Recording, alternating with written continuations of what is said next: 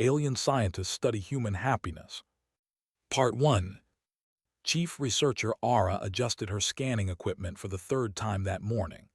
The device hummed softly, its crystalline surface glowing with a pale blue light. She had used this same scanner for 47 years, mapping the neurochemical patterns of joy across 17 different species. It had never failed her before. "The readings must be wrong," she said to her assistant doctor. "Run the diagnostic again." Silver eyes flickered with concern, as she experienced emotions as colors in her mind. Right now, she saw Ara's frustration as sharp orange streaks. "I have run it 6 times, Chief. The equipment is functioning perfectly." Ara's 3-fingered hand tightened around her data tablet. She was a species that experienced happiness through the completion of logical patterns and the solving of complex problems. The satisfaction of understanding the universe piece by piece brought her joy. But what she was seeing now made no sense at all. The Celebration Consortium had been studying happiness for 300 years. 17 species from across the galaxy contributed their knowledge, their scientists, their understanding of what made life worth living. They had mapped every neurotransmitter, every hormonal cascade, every electrical pattern that created the feeling of joy. They understood it completely. Or so they had thought, until they met humanity. The humans had joined the galactic community only 6 months ago. They were young, curious, and surprisingly friendly. Most new species approached first contact with caution, even fear. Humans had greeted the alien ships with parties and music and something they called welcome parades. It had been unusual but charming. The consortium had immediately requested permission to study human celebration patterns. Understanding how new species experience joy was their primary mission. The humans had agreed enthusiastically, offering hundreds of volunteers for the research. The first few weeks had been unremarkable. Ara's team scanned humans during their traditional celebrations. Weddings produced expected dopamine levels. Birthday parties showed normal serotonin patterns. Graduations triggered appropriate endorphin releases. Everything fit within established parameters. Then they met. Was 73 years old, with gray hair and kind brown eyes that crinkled at the corners when she smiled.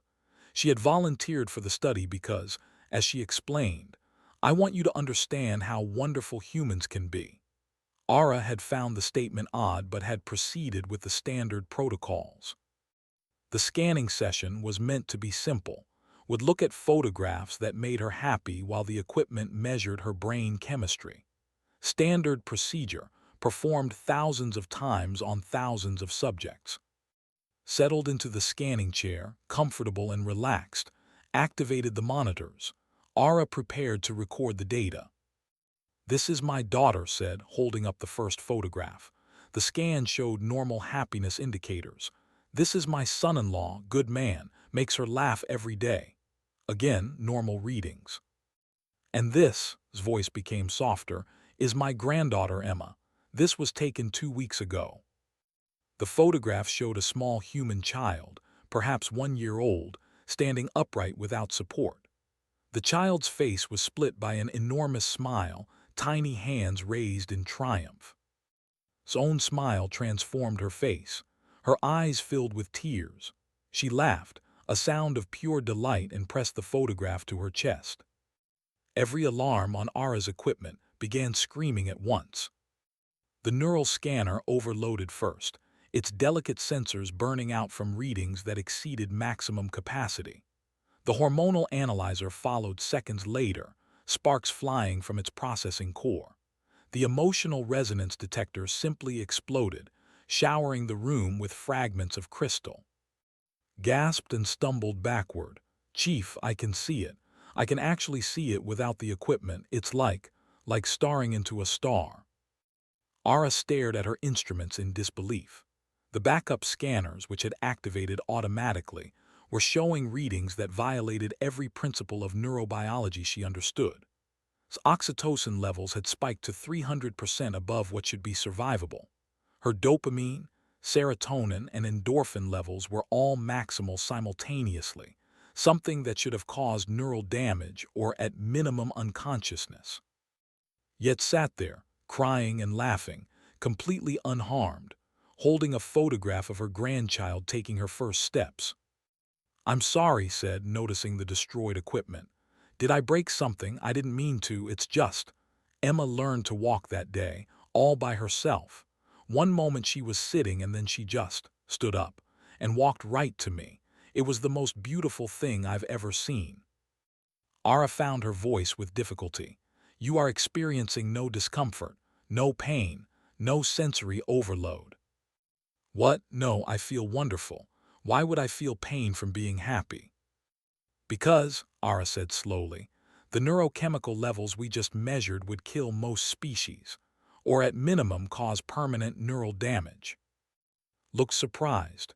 "Really? Huh, no, I'm fine, great actually, want to see more pictures of Emma." The research team spent the next 3 days rebuilding their equipment with reinforced sensors. Ara filed a report with the consortium leadership, detailing the incident and requesting additional resources. The response came within hours. The consortium was fascinated. They authorized a full-scale study with unlimited funding. Ara assembled her team in the main laboratory. Besides, there was Doctor, a whose species experienced joy through physical rhythm and movement. There was Observer, a who felt happiness only during periods of perfect silence and stillness. And there was Junior Researcher Pip, a young whose people found joy in collecting and organizing objects. "We need to understand this," Ara told them. "In 300 years of research, we have never encountered a species with this capacity for intense positive emotion. Either humans are a radical outlier, or our entire understanding of happiness is incomplete." "Could it be dangerous?" Pip asked, her whiskers twitching nervously. "What if this intensity harms them somehow?" "That is what we must discover," Ara replied. "We will scan humans during various moments of happiness. We will map the chemistry, the neural patterns, the physical responses. We will understand this phenomenon." Spoke quietly. "Chief, when I saw joy, it was unlike anything I have ever experienced. Most emotions I observe are like gentle colors in water, soft, blended, peaceful. What felt was like watching a son being born. It was so bright, so powerful, so alive. And it made me feel something too. Just being near it changed me." Ara nodded slowly. This was unprecedented. Emotional transference between species was rare and usually required direct physical contact or telepathic ability. Yet, with her natural sensitivity, had been affected by proximity alone. "Then we will be careful," Ara said. "We will proceed methodically. We will maintain scientific objectivity, and we will discover the truth about human happiness." Over the next 2 weeks, they scanned 57 humans during various happy moments. A young man receiving news that he had been accepted to his desired university. A woman hearing her favorite song. A father holding his newborn son for the first time. An elderly couple celebrating 50 years of marriage. Every single scan broke at least one piece of equipment. The intensity varied, but every human experiencing genuine happiness produced neurochemical readings that exceeded safe parameters for known biology. And every time, the humans were fine. More than fine. They were joyful, energetic, often eager to share their happiness with everyone around them. Ara sat in her office late one night, reviewing the data. Her logical mind sought patterns, explanations, understanding. Happiness was supposed to be a moderate emotion, a gentle positive response to favorable circumstances. It had evolutionary value in encouraging beneficial behaviors and social bonds, but it was meant to be measured, controlled, sustainable. Human happiness was none of those things. It was excessive, overwhelming, seemingly unlimited in its intensity. It made no evolutionary sense. Such extreme neurochemical responses should have been selected against. They wasted energy, created vulnerability, and risked physiological damage. Yet humans had not only survived with this trait, they had thrived. They had built civilizations, created art, developed technology, and reached for the stars, all while capable of experiencing joy so intense it could literally break scientific instruments designed to measure it. There had to be a reason, there had to be a purpose. Aura made a decision. They would expand the study. They would observe humans not just individually, but collectively. They would watch humans experience happiness together, and perhaps then the pattern would become clear. She sent a message to the team. Prepare for group observations. We need to see what happens when humans share their joy. Part 2. The concert was Sidea. She had been studying human entertainment and noticed that humans often gathered in large groups specifically to experience happiness together. Music events, sports competitions, theatrical performances, all designed to create shared joy among hundreds or thousands of individuals simultaneously. It is inefficient, had observed. Why do they not simply experience these things individually at their convenience? Because, said softly, watching footage of a human music concert, I think the sharing is the point. Look at them. They are not just happy, they are happy together. Ara approved the observation. They would attend a human concert with full scanning equipment and observe the collective neurochemical patterns of shared celebration. The venue was an outdoor amphitheater that held 5,000 people. The consortium team arrived early, setting up their equipment in a special observation platform the humans had constructed for them. Reinforced scanners, long-range neural monitors, atmospheric emotional resonance detectors, all calibrated to maximum sensitivity. As the sun set, humans began filling the amphitheater. They came in groups, families, couples, friends. They smiled at each other, embraced, laughed. The background emotional resonance was already higher than the baseline for most species celebrations. This is going to be intense, warned. I can already feel it building. They are excited, anticipating something wonderful. The musicians took the stage to thunderous applause. 5 humans with instruments, smiling at the crowd.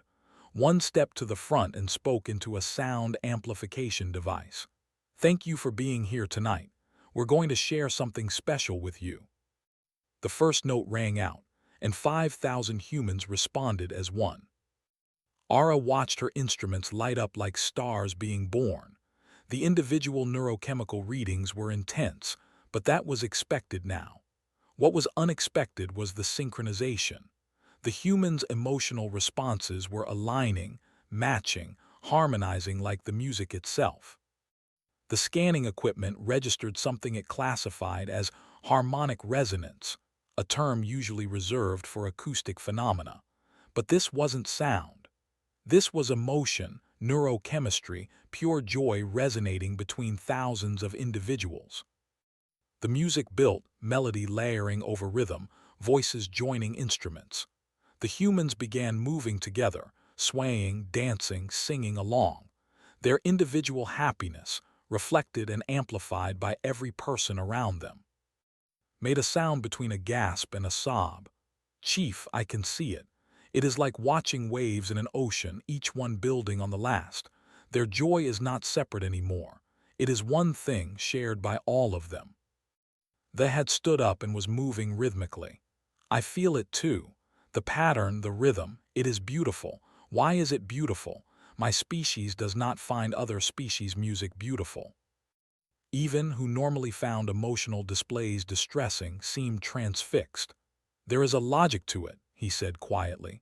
A mathematical precision in how their happiness compounds. 1 plus 1 does not equal 2. It equals 3, 4, 5. It grows exponentially. The song reached its peak, all 5 musicians playing together, all 5,000 humans singing the words, and Ara's entire sensor array overloaded simultaneously. But she didn't need the instruments anymore. She could feel it herself, a sensation completely alien to her neurology, something warm, expansive, joyful. She was happy, not in the careful, logical way of solving a problem. She was simply, inexplicably, wonderfully happy, and it made no sense at all. Collapsed, not from pain or fear, but from overwhelming sensory input. Tears streamed down her silver face as she experienced the collective joy of 5,000 humans as colors beyond any spectrum her people had words for. The medical team rushed to her side, but she waved them away. "I am well," she whispered. "More than well. I am witnessing something impossible. They are teaching each other how to fly." The concert lasted 3 hours. By the end, even Pip was swaying to the music, her organized mind somehow finding joy in the beautiful chaos of human celebration. When the last note faded and the humans began to leave, still smiling, still energized, still sharing their happiness with everyone they passed, Aura sat down heavily in her observation chair. "Run the data analysis," she said. "All of it. I want to understand what we just witnessed." The results took 2 days to compile. When they appeared on Aura's screen, she read them 3 times to be certain. The humans at the concert had not just experienced individual happiness that happened to occur simultaneously. They had created something new. Their neurochemical responses had synchronized, creating feedback loops of positive emotion that amplified exponentially. Each human's joy had triggered enhanced joy in those around them, which triggered even greater joy back, creating cascading waves of happiness that grew stronger with each iteration. It was evolutionarily impossible. It was biologically improbable. It was logically incomprehensible. It was also the most beautiful data Aura had ever seen. She called a meeting with the research team and several consortium leaders joining remotely. They gathered in the observation room, and Aura displayed the analysis. "We have been studying happiness incorrectly," she began. "We have treated it as an individual experience, a personal neurochemical state. But for humans, happiness is not individual. It is collective, multiplicative, and apparently limitless." She showed them graphs of the neurochemical synchronization. Humans evolved to share joy, not just to experience it, but to spread it, amplify it, create cascading effects that lift entire groups. Their capacity for intense happiness is not a flaw or an outlier. It is a sophisticated adaptation. Elder researcher Vox, attending remotely from the consortium headquarters, spoke. "But what purpose does such intensity serve? Why evolve emotions so powerful they can cause harm?" "I don't think they can cause harm," said. She had recovered from the concert, but she looked different somehow. Softer, more alive. "At least not to humans. They evolved with this capacity. Their neurology can handle it. What harms our equipment is normal for them." "But why?" Vox pressed. "What survival advantage does extreme happiness provide?" Aura pulled up another data set.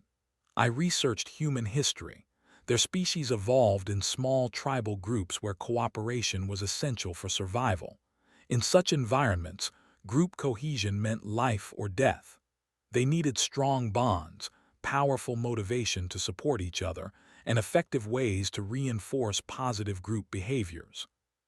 She showed them images from human history. Celebrations, festivals, gatherings. Happiness became their social glue, not just the feeling itself, but the sharing of it. A human who experiences joy wants to share it. They want others to feel it too. This creates powerful group bonding and reinforces cooperative behavior. "But the intensity," said. "Why so much?"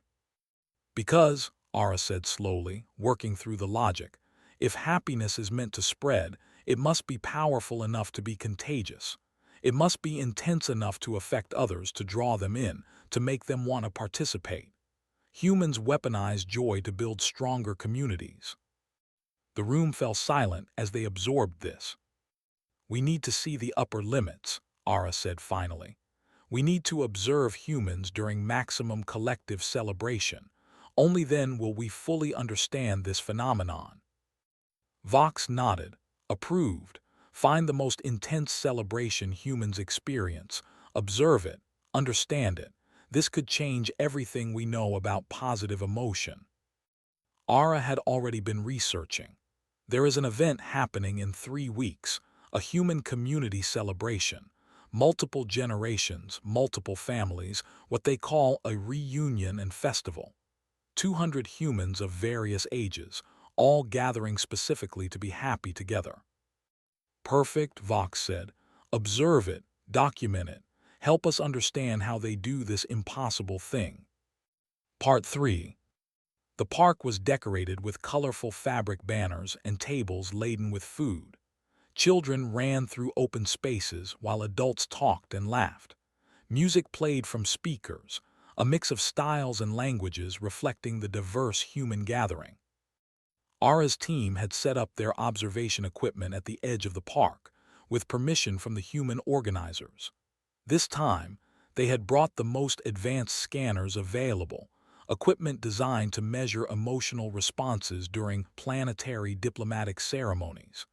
If anything could capture the full scope of human happiness, this would. Remember, Ara told her team, we are here to observe, not interfere. Whatever happens, we document it. The celebration began gradually. Families arrived, greeting each other with enthusiasm. Older humans embraced younger ones. Children squealed with delight at seeing cousins and friends.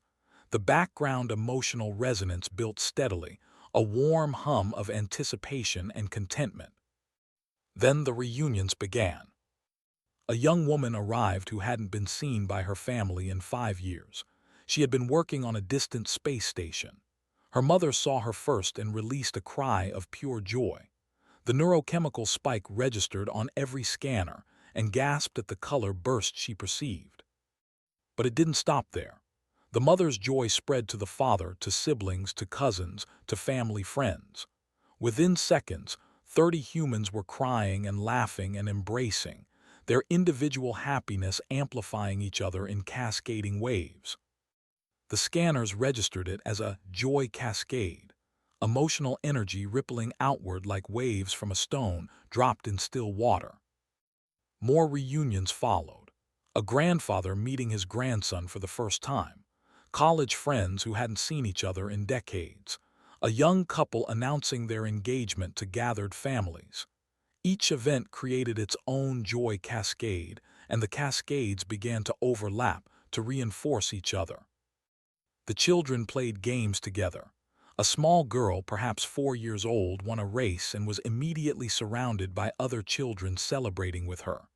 Their delight was pure, unfiltered, infectious.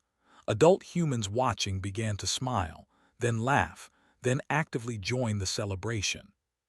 The adults are happy because the children are happy, observed. And the children are happier because the adults are celebrating with them. It feeds itself. The music changed to something with a strong rhythm. Humans began dancing. Not all of them knew the steps, but it didn't matter. They moved together, laughing at mistakes, helping each other, sharing in the simple joy of movement and rhythm. Stood up and without seeming to decide to, began moving with them. His species experienced joy through rhythm, but this was different. This was shared rhythm, communal movement, dance as connection. The food was served, and humans gathered at tables. They shared dishes, telling stories about the recipes, about the people who had taught them to cook these meals, about memories associated with each flavor. The simple act of eating together became another form of celebration. Pip watched in fascination as children showed each other their collected treasures: rocks, shells, small toys, pictures. They gave gifts to each other freely, delighting in both the giving and receiving.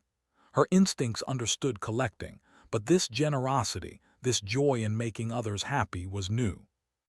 The sun began to set, painting the sky in orange and purple. The humans paused their activities to watch, and a hush fell over the gathering. For a moment, 200 humans simply existed together in peaceful appreciation of beauty. Then a child laughed, delighted by a bird flying overhead, and the celebration resumed with renewed energy. Ara watched her instruments with growing wonder. The neurochemical synchronization was nearly perfect now. 200 individuals, but their happiness resonated as one unified force. The feedback loops had created something that exceeded the sum of its parts. And it was affecting her. She realized she was smiling. She, who experienced joy through logic and pattern completion, was feeling something that had no logical basis. She was happy simply because she was surrounded by happiness. A small human child approached the observation platform. She was perhaps 6 years old, holding what appeared to be a frozen dessert. "You look sad sitting over here by yourself," the child said. "Do you want some ice cream?" Aura looked at this tiny human offering to share her treat with a complete alien stranger. "I am not sad," she said. "I am observing." "You can observe and eat ice cream," the child said reasonably. "Ice cream makes everything better." Something shifted in Aura's chest. This child, who had no reason to care about an alien scientist, was sharing her food out of simple kindness, because making others happy made her happy. Aura accepted the ice cream. The child beamed and ran back to the celebration. Chief said softly, "Look at the readings." The emotional resonance field had expanded to include their observation platform. The human's happiness had literally reached out to embrace them. Who valued silence and stillness was watching the celebration with tears in his eyes. "They are so alive," he whispered. "They feel so much. How do they survive feeling this much?" "They don't just survive," Aura said, understanding finally clicking into place. "They thrive because of it. This is their evolutionary advantage. Not intelligence, not strength, not technology. This, the ability to experience and share joy so intensely that it becomes a force of nature." The celebration continued into the night. Lanterns were lit. The children grew tired and were held by parents, wrapped in blankets, still smiling even in sleep. The adults continued talking, laughing more quietly now, but the happiness never diminished. Finally, as the gathering began to disperse, families saying long goodbyes and promising to meet again soon, Aura compiled her observations. The data was extraordinary. The neurochemical synchronization, the cascading joy, the multiplicative effect of shared happiness. But the numbers only told part of the story. She wrote her report carefully, choosing each word with precision. Human happiness is not a measured response to positive stimuli. It is a powerful force designed to spread, to multiply, to transform individuals into communities and communities into families. Humans evolved to make each other happy. Their neurochemistry is optimized not for individual contentment, but for collective joy. This is why their happiness is so intense it breaks our equipment. It is not meant to be contained within one person. It is meant to overflow, to splash onto everyone nearby, to create waves that lift all boats. The danger of human joy is actually its purpose. It is overwhelming because it must be strong enough to overcome fear, sadness, anger, all the negative emotions that could tear communities apart. It is excessive because excess is required to share so freely. It is unlimited because humans need to know they will never run out, no matter how much they give away. We have spent 300 years studying happiness as though it were a private experience. Humans have reminded us that true joy is always shared. She sent the report to the consortium leadership and waited for their response. It came within hours. Elder Vox's message was brief but unprecedented. "Share this with every species in the consortium, immediately." The report spread through the galactic community like wildfire. Scientists who had dedicated their lives to understanding emotion found themselves everything they thought they knew. The human capacity for intense, shareable joy became the most discussed scientific topic in centuries. Within a month, human cultural ambassadors were being requested by dozens of species. They wanted to learn how to experience illogical joy. They wanted to understand emotions that were beautiful rather than overwhelming. They requested teachers to help them find happiness in noise and connection rather than silence and solitude. Aura watched as humanity, the member of the galactic community, began teaching older species how to celebrate, not because humans were trying to spread their culture, but because their happiness was naturally, inevitably contagious. She attended a mixed species celebration 6 months later. Humans all gathered together. The humans taught them music and dance. They shared food and stories. They laughed at jokes that crossed language barriers. And slowly, carefully, the other species began to feel it. That warmth, that expansion, that sense of being connected to something larger than themselves. The humans' joy was teaching them how to be joyful. Found Ara at the edge of the gathering. "It is changing us," she said. "Not just me, all of us. We are learning to feel more, to share more, to be more alive." "Is that bad?" Ara asked. No, smiled. "It is wonderful. The humans are showing us what we have been missing." A human child ran past, chasing another child, both laughing with pure delight. An adult watched them and smiled. A joined the dance, moving awkwardly but joyfully. A clapped along with the music, no longer afraid of the noise. Ara realized she had stopped observing and started participating. She was dancing, badly but enthusiastically, surrounded by humans and aliens all sharing in collective celebration. And she was happy, not because she had solved a problem or completed a pattern. She was happy because everyone around her was happy, and that was enough. Later, writing her final report, Ara added one last observation. Humanity's greatest gift to the galaxy is not their technology or their art or their science. It is their reckless, excessive, completely impractical ability to be so happy that it breaks scientific instruments and infects everyone around them with the same impossible joy. In a universe that had forgotten how to celebrate without restraint, humans remembered. And now they are teaching us all to feel it too. Perhaps that is what the galaxy needed most. Not more logic, not more caution, not more measured responses. Just humans being impossibly, excessively, beautifully happy and pulling the rest of us along for the ride. She submitted the report and closed her data tablet. Outside her window, another mixed species celebration was beginning. Music drifted through the air. Laughter echoed across the plaza. Ara smiled and went to join them. After all, she had learned something important from studying human happiness. The observation could wait. The celebration was now.